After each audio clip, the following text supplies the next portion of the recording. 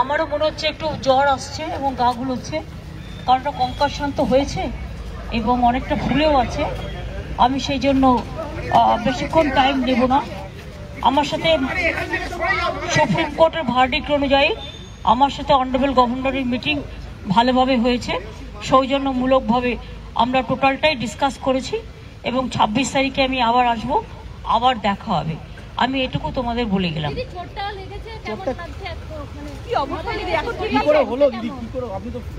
আমি জানি না, একটা কোনো গাড়ি আমরা দেখতে পাইনি, গাড়িটা কি, আমরা বেরোচ্ছিলাম, ধরো আমরা একটা গলি দিয়ে বেরোচ্ছি তো, আর ওই গাড়িটা প্রায় 200 স্পিডে যাচ্ছিল, যেতে যেতে মানে আমাকে গাড়িটা প্রায় ড্যাশই করে দিত এবং গাড়ি মানে পুরো মরেই যেতাম ওখানে।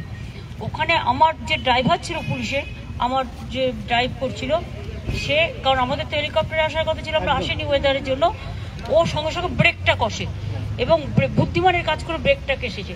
ব্রেকটা যখন কষেছে আমার পুরো ড্যাশবোর্ডটা এসে মাথায় লেগেছে, আর তখন একটা কনকাশন হয়েছে এবং কিছুটা রক্তও পড়েছে এবং কিছু ফুলেও আছে। এখন যেমন সারা মাথাটায় পেন হচ্ছে, তাই নিয়ে আমি কাজ করে গেলাম। এখন কথা হচ্ছে যে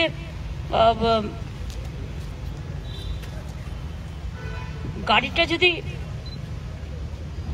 কাঁচটা খোলা ছিল আমার, কারণ আমি পাবলিক মিট করতে করতে আসি যখন লোক দাঁড়িয়ে থাকে, কাঁচটা যদি বন্ধ থাকতো তাহলে ওই ড্যাশবোর্ডটা কাঁচ শুদ্ধ পুরো আমার সারা শরীরে যুক্ত হয়ে যেত এবং গাড়িটা কিন্তু চুরমার হয়ে যেত।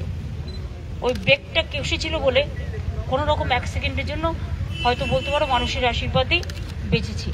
এখন আমার মাথাটা ভীষণ টনটন করছে, যন্ত্রণাও করছে, আমি ওষুধ খেয়েছি কিন্তু আমার ভীষণ ঠান্ডা লাগছে এবং গা বমি করছে, তাই আমি একটু বাড়ি যাচ্ছি।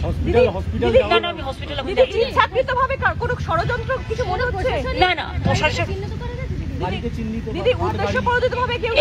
এগুলো দেখো, অনেকে অনেক সময় মিসইউজও করে কারো গাড়ি বলে। এগুলো তোমরা তো দেখেছো, বিএসএফ এর ড্রেস পরে আমার বাড়ি চলে গেছিল।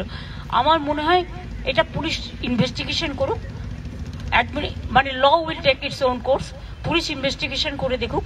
আমি এক্ষুনি কোনো কথা বলতে চাই না।